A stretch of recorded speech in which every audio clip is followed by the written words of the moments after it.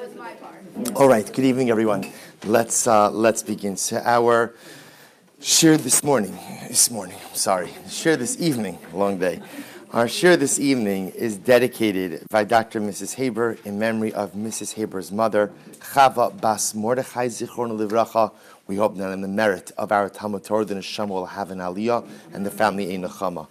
It's by Meir and Adina Schwartzbaum in honor of the commemoration of the yahrzeit of Adina's grandmother, Esther Bas Yitzchak Yechiskiyo. We hope that in the merit of our Talmud Torah, the Neshama will have an aliyah and the family ein nechama. And by Mr. and Mrs. Kiwi, in memory of Dina Lerner Gerber, Dina Bas Yehuda Leib. We hope that in the merit of our Talmud Torah, her neshama will have an aliyah and the family in a chama. Thank you all for your sponsorships. Let's begin. So we're going to focus tonight a little bit on Emeretz Hashem Megillas Esther. And what I'd like to draw your attention to in this particular shir is one of the interesting halachos of Purim. So take a look at number 1 on your sheet. Vayichtov Mordechai es hadvarim ha'ila. Mordechai went ahead and wrote these words. Vayishlach svarim ha'kol Yehudim asher b'chol medinos hamelach Achashverosh hakrovim v'harachokim. And he sent out letters. This is after the story unfolds. Baruch Hashem, after everything has a happy ending. Mordechai sends out letters to all of the surrounding provinces. L'kayim aleim lios osim es yom ba'asher yom lechodesh adar ve'es yom chamisha asar bo b'chol shana v'shana. And Mordechai institutes that we're going to observe the Yom Tov of Purim on the 14th and on the 15th of Adar. 2 different days, different cities, different locations observe the Yom Tov at different times. Kayam asher nachu b'nei Yehudim ha'eveim v'chodesh asher nepach lahem miyagom l'simcha me'eva liyom Tov la'asos osam yimei mishta v'simcha Umishloach manos ishtarei ehu umatanos le'evyonim. And Mordechai institutes that these days should be observed as a Yom Tov. And how is the Yom Tov marked? In a variety of different ways. Number 1, Mishtah, which means celebration. Simcha, joy. Mishloach manos ishtarei ehu, which means sending gifts of food, one person to another. Umatanos le'evyonim, and gifts to the poor. What I'd like to focus on tonight, Emeretz Hashem, is the concept of Mishloach Manos. So you say to yourself, why out of all the things on Purim do we focus on Mishloach Manos? So often I found in general that out of all of Purim, Mishloach Manos has become the part where we've lost our way. We've lost our way. Right? Everybody, what's your theme for Shalach Manos? What's your theme for Shalach Manos? I don't know, God, fulfilling the halacha. That's my theme for Shalach Manos. And you know what happens, by the way, in so many homes the day after Purim? What happens the day after Purim in so many homes? So it depends. It depends. We're talking openly and honestly. If you have a cleaning lady, so then you know she's going home very happy, right? Because again, she's going to take 3/4 of the stuff, right? And if you don't have a cleaning lady, you're trying to send as much as you can with your kids to school. And the truth is, again, we've missed something. It has become such a commercialized thing that to a certain degree we've missed part of the essence, part of the soul of the mitzvah. So I'd like to focus on a little bit tonight, what is this concept of Mishloach Manos? Why is it that we go ahead and we send these gifts of food one to the other over the course of Purim? So there's an interesting machlokes, an interesting dispute and debate. If you take a look at number 2, so the Bach writes, "Decheivan detam Mishloach Manosu kedei sheyeh sameach v'sas im ohava v'reyav ulahashkin b'neim ava v'achva v'reyus." The Bach says, Achtos. So much of Purim is about Achdus. So much of Purim is about creating and fostering a sense of unity. We're Jews, so nothing says, I love you more than giving you food. Right? Not any gift. Food. Right? Nothing says, I love you like food. So therefore, again, says the Bach, the goal is to create, to engender a sense of Achdus. How do we create Achdus? Ultimately, again, by giving gifts of food. And in fact, if you look at number 3, so the Chassam Sofer quotes the Sefer Manos Levin. He says, Laharbos hashalom bahareus. We go ahead and we give Mishloach Manos on Purim to foster and to increase a sense of peace, a sense of camaraderie. Now, why is this important on Purim? Meaning, Achdus is always important. So the Chassam Sofer quotes, Hefech margaliso shalatzar she'amar mefuzar umefurad. So this is directly related to the Megillah. How so? Because remember again, when Haman was maligning the Jewish people, what did he say to Achashverosh? He said, Yeshno am echad mefuzar umefurad beinam. So look at these Jews. Look at these Jews. They're persecuted. You would think at least if the rest of the world hates them, then at least what? They would get along with each other. But they don't.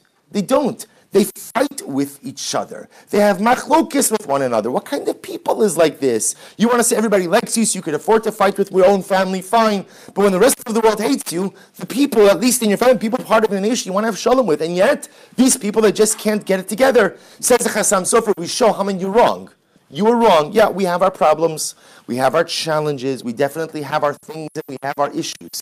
But we love each other very much. The way we demonstrate that love is through gifts of food to one another. Lachin tiknu mishloach manos imkein yeshlomar kevan shesharach veherach chibaso afa pisha zemochalo kvar yatze dechavaso. So therefore the goal of mishloach manos is to build bonds of love and friendship, which by the way, just as an aside, actually highlights a very important halacha, which is, if you're going to, let's say you go over to deliver Mishloach Manos, and the person you want to deliver to is not home. So you decide to leave the basket or the item by the door, that's fine, but you have not fulfilled your mitzvah of Mishloach Manos with that basket you left from the door. The mitzvah of Mishloach Manos is performed or is fulfilled when you hand something to another person. This gets into a whole discussion. I'm sending Mishloach Manos through the mail. There's a whole discussion amongst the poskim. Can you go out and fulfill? Now again, you could fulfill Mishloach Manos. You could send Mishloach Manos through the mail. That's fine. Don't count on that one to fulfill your mitzvah. In other words, you should fulfill your core mitzvah with an in-person delivery to someone, not through the mail, not through living. And now we understand why. Because the whole point of this is to actively engender unity, friendship, and love between one another. Therefore, again, the halacha says, but again, leaving aside the halachic technicalities. If you look at number 4, so that's the first approach. In the first approach of Mishloach Manos is the idea of building bonds of unity, love, and camaraderie. The Trumas Hadeshen has a different approach. Now, he actually says something very interesting. Look at his question. B'nei adam hashochem lechavereihem bepurim chalukim usedinim. So the Trumas Hadeshen deals with an interesting question. Let's say you know what, there are people apparently who instead of sending food would send articles of clothing and quilts. Very practical Mishloach Manos, right? So can you go ahead and fulfill the mitzvah of Mishloach Manos with a non-food item? Now the truth is, based on what we just said, based on the Bach, based on the Chassam Sofer, can you fulfill the mitzvah of Mishloach Manos by sending non-food items? No. Yes. Right, because if the whole idea is camaraderie, if the whole idea is love, as much as food might be a wonderful way to build camaraderie, it's not the only way to build camaraderie. So one could have made the argument that this is just about building friendship, that you should be able to send even non-food items. Therefore comes the Trumas Hadeshen and says something amazing. He says, number 4, second line, Tshuva, Yira de'en yotzim bahem. No, you cannot send sheets or pillowcases or sheets or articles of clothing. You can't send any of that. Why? Listen to what the Trumas Hadeshen writes. Denira tam de mishloach manos hu k'dei sheyehei l'chol echad dai v'sipek l'kayim hasu'uda kidina. Writes the Trumas Hadeshen, no, shalach manos is not about camaraderie. I mean, yes, it is about camaraderie, but it also serves a much more targeted purpose, which is to make sure everyone has what they need for the Purim Su'uda. We know this is the halacha by Mishloach Manos, that you have to send ready to eat items. And ideally, you should include the type of items that ultimately, again, a person would serve as part of a su'uda. Sometimes also, some of the gimmicky stuff, besides that unfortunately, it's so much better to spend your money on matanos le'avyonim than it is on gimmicky mishloach manos. But in addition to that, sometimes I actually miss the point.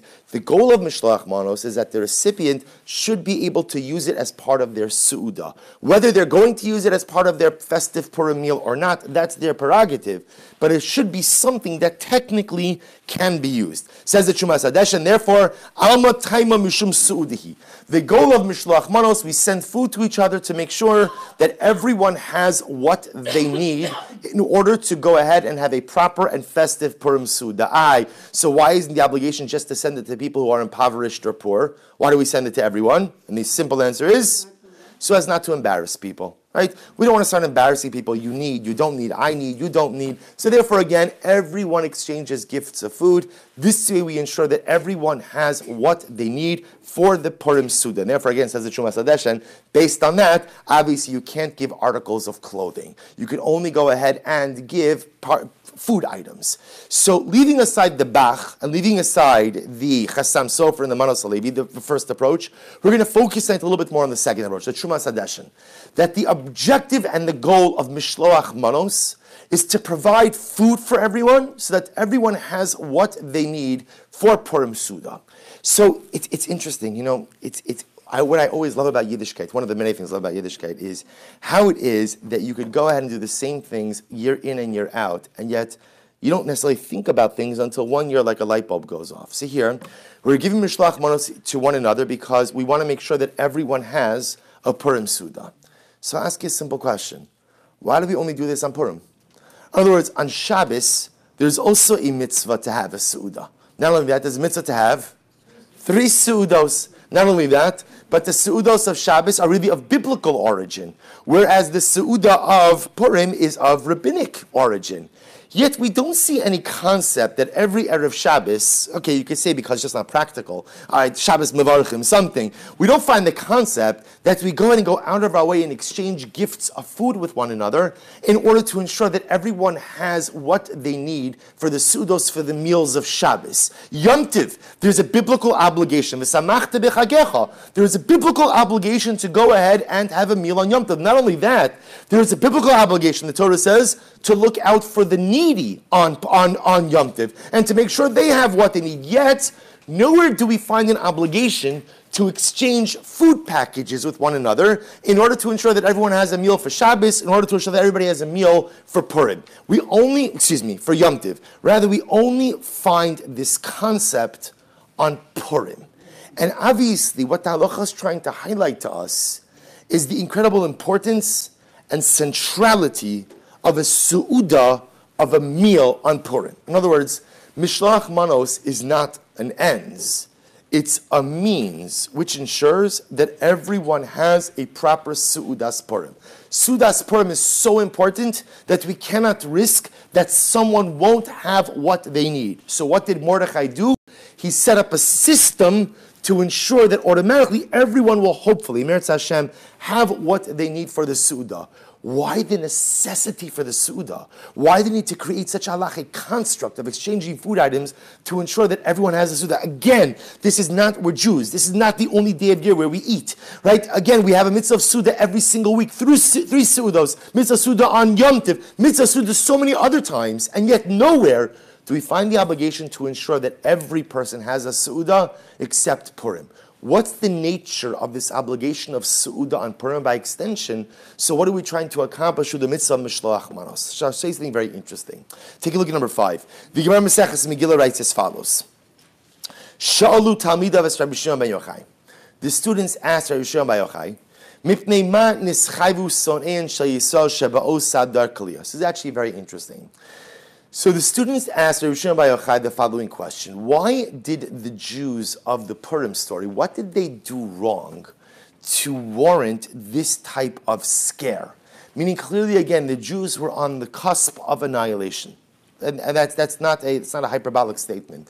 On the cusp of absolute and total decimation, extermination. So the students asked Rabbi Shimon bar Yochai, what did the generation do wrong? Like, what did they do to deserve this? What went wrong that somehow you needed a Haman to come on the scene, literally scare the daylights out of the Jews, spark a tshuva movement, and ultimately, again, defeat Haman and restore Jewish beauty, Jewish tranquility to the community?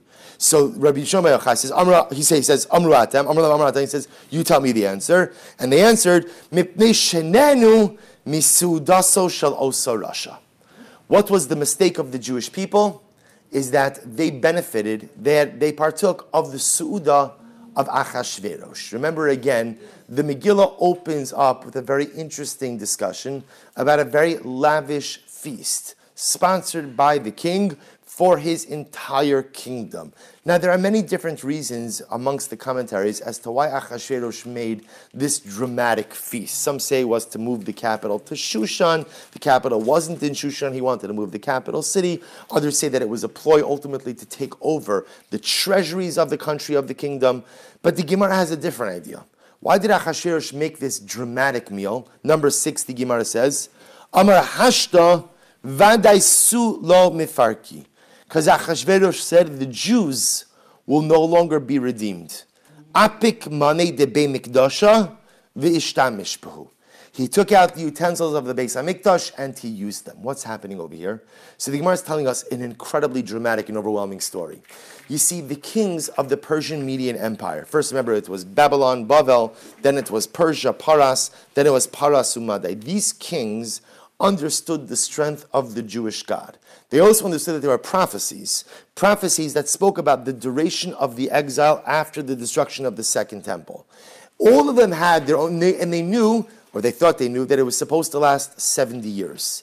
They all messed up a little bit in their calculations. The Gemara is telling us, not getting into all technicalities, what the Gemara is telling us is as follows. Achashverosh calculated that the 70 years from the destruction of the First Temple had already elapsed and the Jews were still not redeemed. What did Achashverosh take that to mean? What did he take it to mean? The Jews are done. The Jews are done. There's no redemption. They are my subjects. Nothing is going, they will not be redeemed. They're mine. What does Achashverosh do to go ahead and celebrate his control and mastery over the Jewish nation, and by extension, his feeling of mastery over the Jewish God? What does he do? If you notice, by the way, in the Megillah, so the pasuk says that Achashverosh went ahead and gave them to drink bekelim mikelim shonim, all different kinds of utensils, and some have the custom to read those words in the trup, in the cantillation of Eicha. Bekelim mikelim shonim. Why do we read in Eicha? Because ultimately the Gemara tells us that he took out the utensils of the Beis HaMikdash that were plundered during the destruction of the temple. Achashverosh makes a grand party for his entire kingdom, utilizing the utensils of the Beis HaMikdash as a sign of victory over the Jewish nation and over his God. Who participates in this Seudah? Who participates here? Everyone participates, including the Jews. So the Jewish people in the kingdom of Achashverosh participated in this massive celebration. And part of this celebration was about the defeat of the Jewish people, the vanquishing of the Jewish nation, and the defeat of God. So brazen and so confident is Achashverosh in his newfound victory that he's literally willing to use the actual utensils of the Beis HaMikdash in his vulgar, unending party. And if you look at number 7, in the Minchas Asher of Asher Weiss writes something so profoundly amazing. He says, Hare shekal ha-mishteh hazeh mukdash haya l'simchas ha-chorban u'lekfiras begulas Yisrael. What was the party celebrating? What was the party celebrating?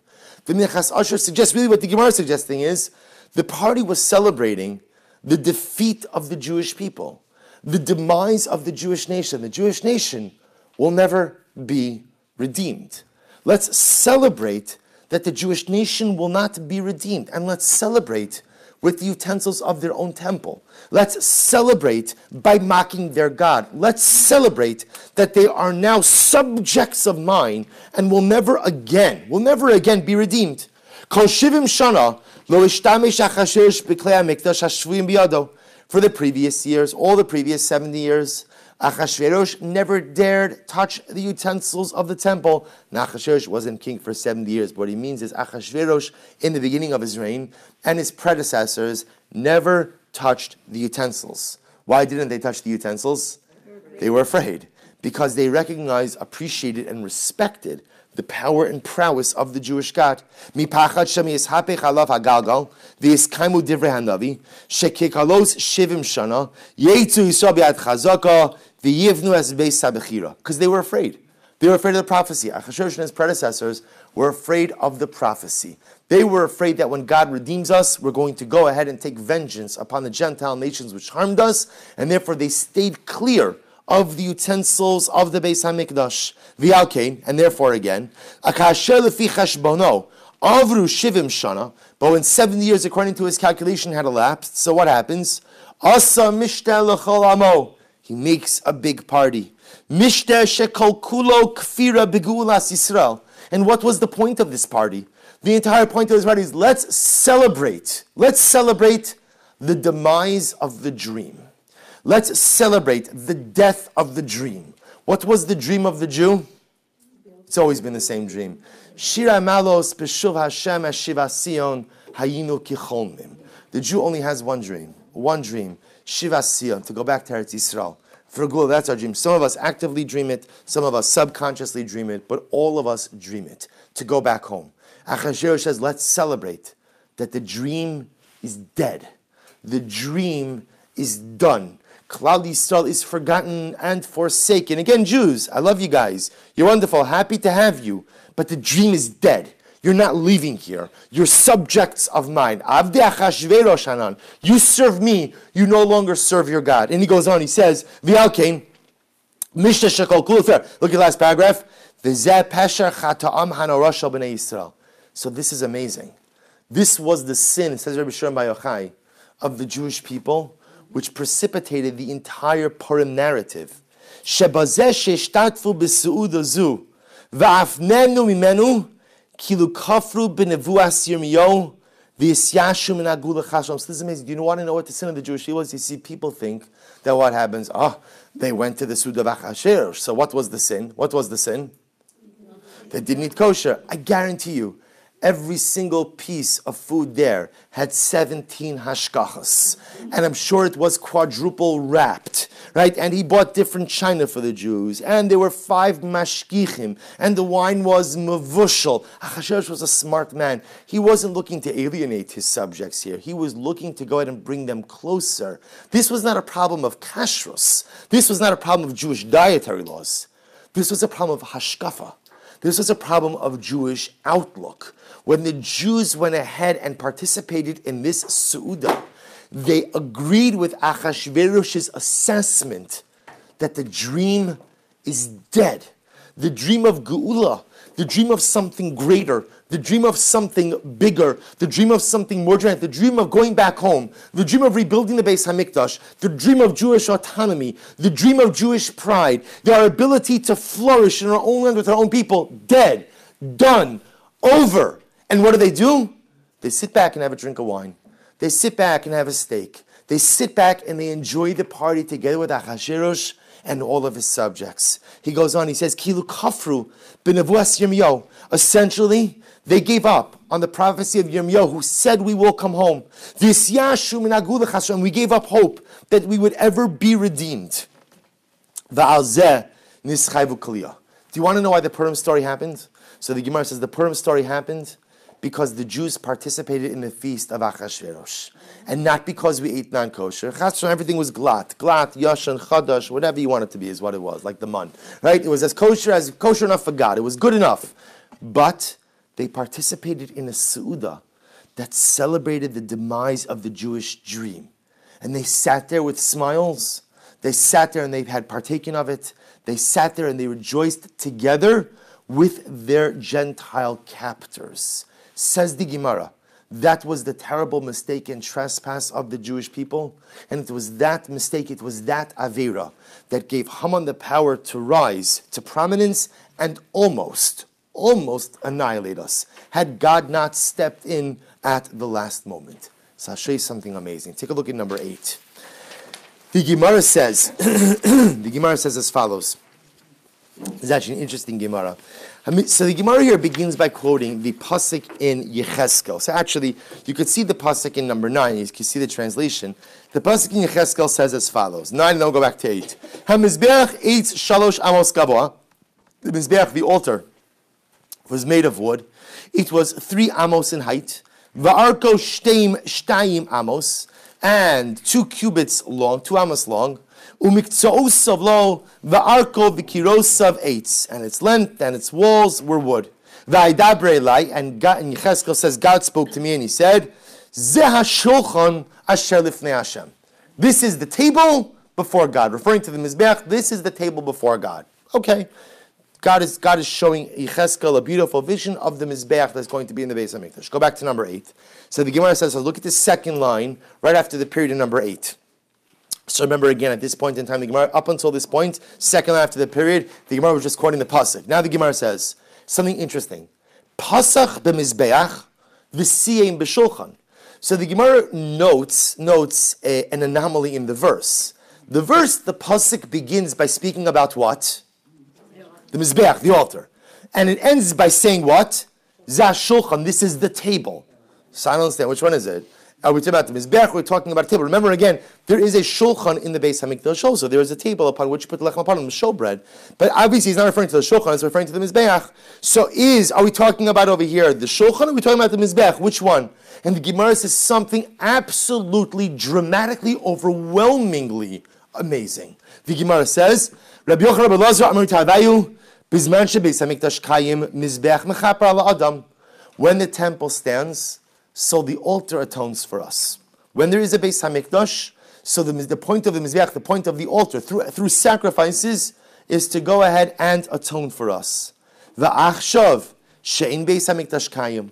But now that the Beis HaMikdash is no longer standing, shulchano shel adam mechaper alav. A person's table atones for him. An incredibly dramatic statement, enigmatic statement. When the Beis HaMikdash, that's why the pasuk refers to the Mizbeach, both as a Mizbeach and as a Shulchan. It's an illusion. It's an illusion for what will happen when there's a Beis HaMikdash. The Mizbeach, the altar, provides atonement.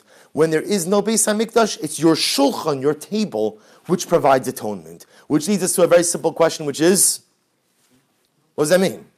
Right? What does that mean that my table provides atonement for me? So there are a number of different approaches. If you take a look at number 10, the Tiferet Shlomo, who was Rav Shlomo of Radomsk, writes something beautiful. He says, Shulchan Shalom Mechaper, listen to this beautiful idea. Sha'akarban hayem mekariv Yisrael avin sheva shamayim va'al yidei zeh ba'kapara. Because we'll just translate the words, then we'll explain what he means. Because a carbon would go ahead and bring a person closer to God, and that affected atonement. So to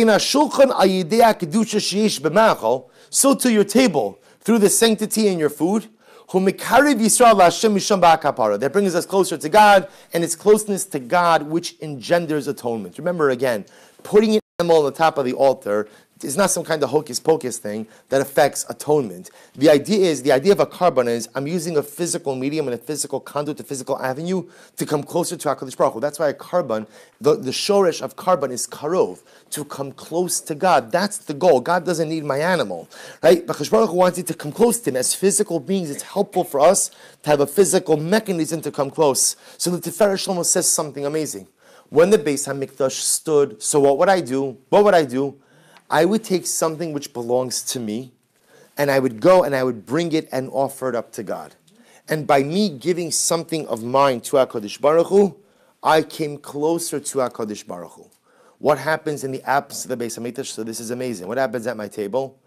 At my table, I take note of all that God has given to me in the form of the food which is on my table. And I come close to Him through recognizing all of the blessings that He has showered upon me. So this is incredible, almost like sister-like concepts. In the Mizbeach, I come close to HaKadosh Baruch Hu by taking that which is mine and giving it to Him. At the table, HaKadosh Baruch Hu takes that which is His and gives it to me. But either way, the process is the same. I'm coming closer to God. One way is taking my stuff, giving it to God. One way is appreciating what God has given to me. That, says the Tiferet Shlomo, is the meaning of Shulchan Shel Adam Mechaper. In the absence of a Beis HaMikdash, it is your table, the dynamic of your table, the appreciation of all that God gives you in life that allows you to come close. Rashi says a little bit differently. Number 11, Shulchadam Shadam Mechaper. What does that mean? That your table atones for you? Denosein Prusa La'archim. What does it refer to? Mitzvah of Hachnasas Archim. Hachnasas Archim. What's the beauty of Hachnasas Archim, of hospitality? What's the beauty of it? It's a unifier amongst Klal Yisrael. What was the beauty of the Mizbeach? The beauty of the Mizbeach, we always, I think we even mentioned this last week, one of the greatest adjustments we're going to have to make when Mashiach comes is what? I think we spoke about this. Is that, remember again, there's only one Beis HaMikdash. You see, now, if I wake up in the morning and decide where I want to go to shul. I mean, I don't usually decide where I want to go to shul. I know where I'm going to shul. Right? But other people have luxury of deciding where do you want to go to shul. So it's great, because you know what? Well, I don't want to go there, it's too yeshivish. I don't want to go there, it's too modern. I don't want to go there, it's too fast. I don't want to go there, it's too slow. So we live in a very bifurcated time where everybody likes to daven and affiliate and serve with people like them, look like them, pray like them, practice like them, observe like them. It's going to be a huge paradigm shift for us, because when the Beis HaMikdash comes, there's one Beis HaMikdash, right? I want to be clear. There's not like a yeshivish, Hasidish, Litvish, modern, Orthodox, religious, Zionist, Naturei Karta. Everybody's at. There's one place. It's going to be interesting to see how this is going to go down, right? Can you imagine all of Klal Yisrael coming to one place to worship HaKadosh Baruch Hu together? That's the miracle of Mashiach, by the way. That's what Geula looks like. It's all of Klal Yisrael, one beating heart. So Rashi says something amazing. The point of the Mizbeach was there was one address for your karbanos. You couldn't offer up karbanos somewhere else. There was no like breakaway Mizbeach. We don't like it there. We're going to go over here. There's no breakaway. You can't start your own. That's called, you can. It's just called Avodah Zarah, right? It's called idolatry, right? Meaning there's one altar. There's one altar. The altar was the great unifier. The altar was what created a sense of Achdus and Klal Yisrael. So the Gemara says, in the absence now of a Mizbeach, so the next best thing is your table. Because what can you do at your table? You can gather people around it. And the more different the people around it are, the better it is. Shulchano sha'adam mechaper. The Mizbeach was mechaper because it always touches HaKadosh Baruch Hu, always touches a parent when all of their children find a way to get along. That's what happened at the base of the Mizbeach. All of the kids have to get along. In the absence of the altar, my table could serve that same glue, that same Klal Yisrael glue, that glue of national cohesion. Look at number 12. So the Torah Mincha gives another approach. He says, how does a person's table atone for him? It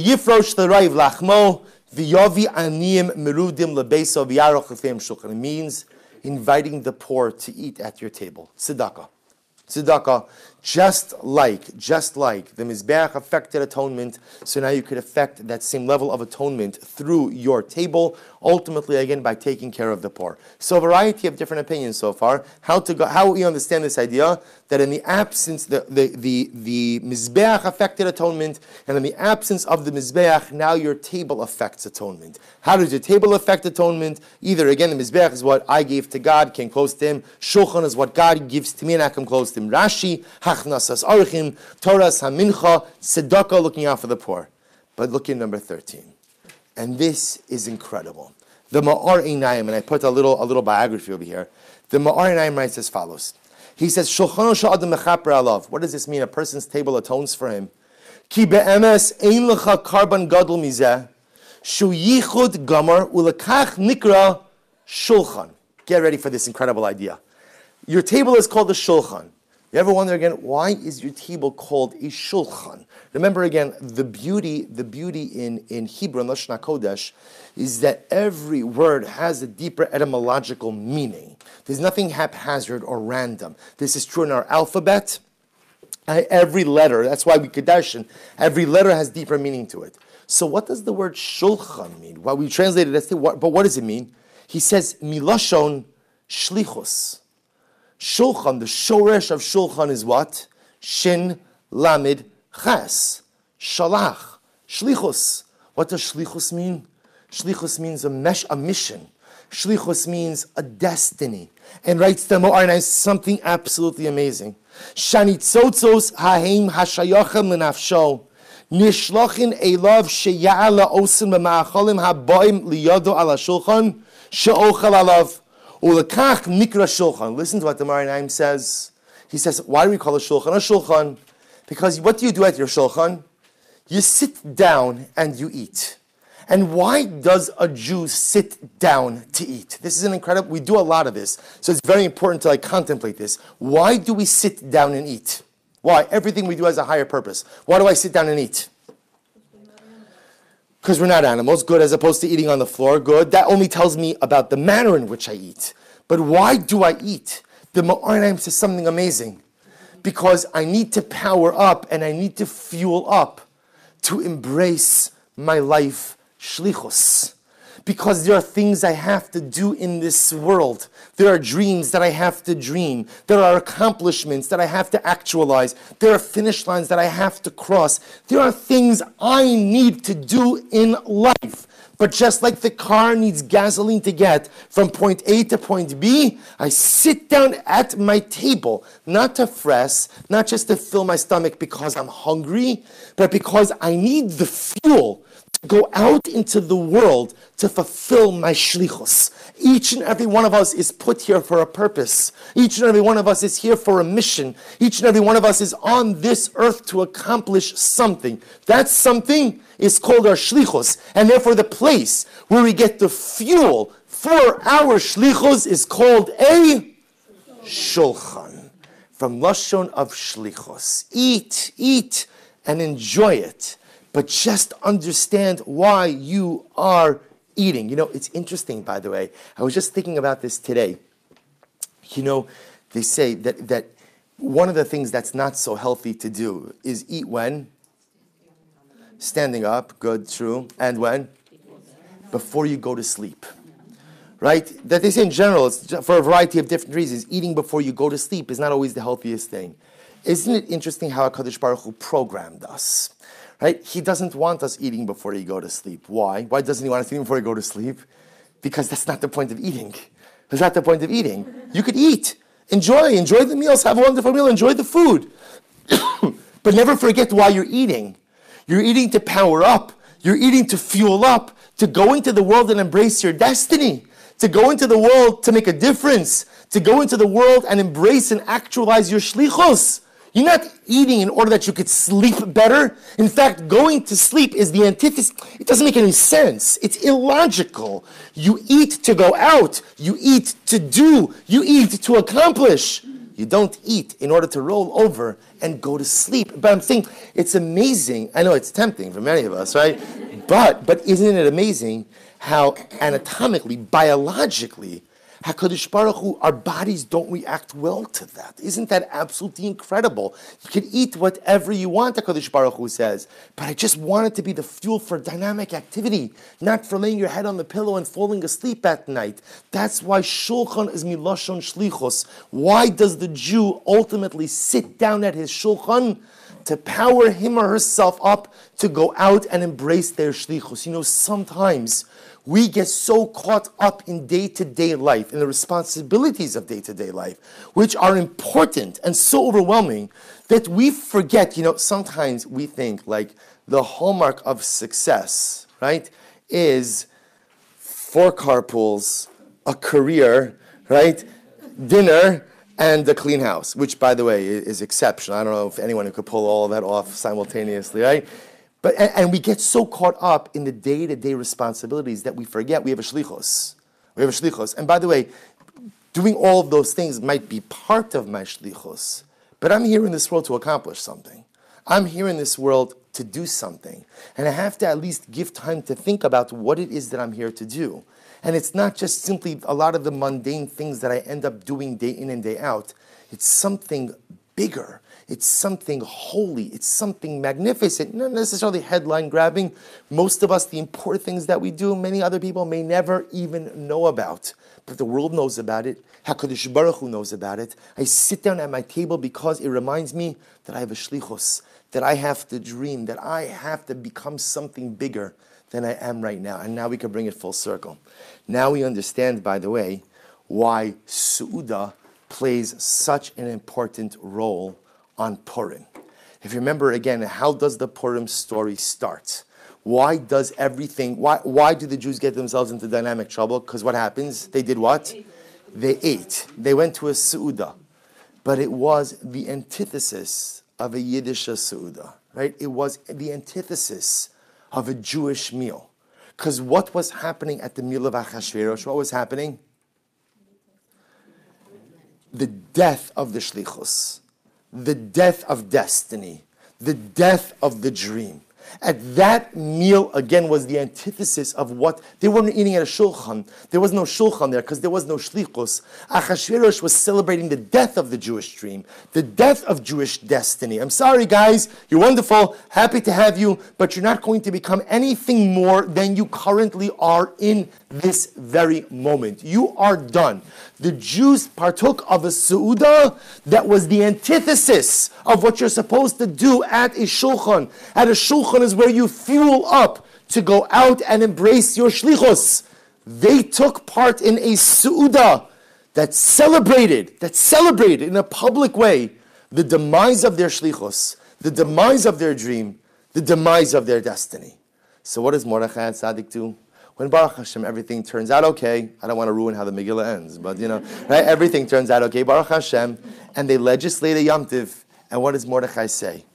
Mordechai says, there's a din of Seudah. And you got to have a Seudah on Purim. Now, why do you have to have a din? Why do you have to have a Seudah on Purim? Because what are you supposed to do at your Seudah on Purim? What are you supposed to do? There's an interesting halacha. You know what you're supposed to do at your Seudah on Purim? Right? Eat a lot, good, and drink a lot, good. We'll say that for a different share. And you're supposed to start learning Hilchos Pesach. That's the halacha. Person at their table should begin to learn the halachos of Pesach. We have a concept of Shloshim Yom Kodim Achag, 30 days before Yom Tiv, we begin to learn the halachos of that Yom Tiv. At your Purim Suda, there is a concept of starting to learn Hilchos Pesach.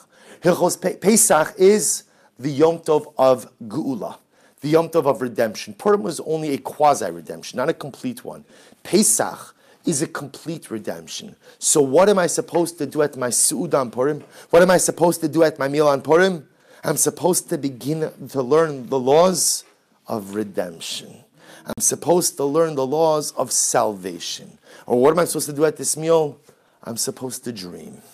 I'm supposed to have incredible goals and aspirations. And yes, sometimes a little bit of wine is very, very helpful in kind of putting aside the day-to-day things that often occupy our mind and allow us to think a little bit bigger, a little bit globally. A little bit of wine is sometimes also helpful to remove you just a bit from reality. Being rooted in reality is not always a good thing. Some of us are too rooted in reality and as a result can't see anything beyond our current reality. The Su'udah of Purim is I sit at my table, I begin to learn the halachos concerning the Chag HaGeula, the Yom Tov of redemption, the Yom Tov of salvation. And I sit there and I have this Seudah, and what am I doing? I'm atoning for the sin of my ancestors. My ancestors also sat down to a beautiful, lavish meal. It was a meal that celebrated the death of the holiness, the death of the aspirational realities of the Jew, the death of the dreams of the Jew. That was the meal of Achashverosh. And I sit down at my table, I sit down at my shulchan, and I have one. What is my shlichus? What is my destiny? What am I going to do with my life when I grow up? What do I want to do in this world? How do I want to impact this world? How can I make things better for those around me? How can I make things better ultimately again for the world around me? That's a Purim Su'udah. That's the Su'udah of Purim. And so important was this need to be able to eat something at your shulchan in order to go ahead and actualize your shlichos. That what? There is a mitzvah of mishloach manos. The mitzvah of mishloach manos says no one is allowed to miss out on this Su'udah. Because this isn't about having something to eat. That's not what this is about. This is no regular Su'udah. This is a Su'udah of shlichus. This is a Su'udah to correct the mistaken Su'udos of the past. The Su'udos which celebrated again the demise of the dream, the death of our aspirations and wants and hopes for ourselves. And so the halacha says, you have to make sure that every single person has what they need for the Purim Suda. You have to make sure that every single person has what they need in order to be able to sit at their shulchan and begin to think about their shlichus. This is the beauty of Purim. This is the holiness of Purim. And it's so important that we not lose out on this dramatic message. Because a lot of times, again, and this is true in many things in Yiddishkeit, we sometimes kind of lose the trees from the forest. The shalach manos are important, The costumes are important. They are. It's part of the Yom Tov. They're all important. But you know what the most important part of Purim is? Hands down, the most important part is Su'udah. It's the most important part of Purim, next to Megillah, of course. It's Su'udah. And we have to remember that on this Purim, we have to find the opportunity to sit down at our shulchan. And maybe in just a few moments, I was going to say a few moments of quiet, but it doesn't usually work out that way. But sometimes even if you can't get quiet around you can get quiet on your inside. Close your eyes for a few moments at your shulchan and think about one simple thing. What's my shlichus? What's my shlichus? I'm going to eat this delicious food. I'm going to power up this guf. And I'm going to go out into the world and accomplish something great. We should be Zochem Yirtz Hashem to experience the beautiful simcha of Purim. And we should be Zochem Yirtz Hashem to emerge with Purim, from Purim with clarity of the beautiful shlichus which lies ahead. Stop over here.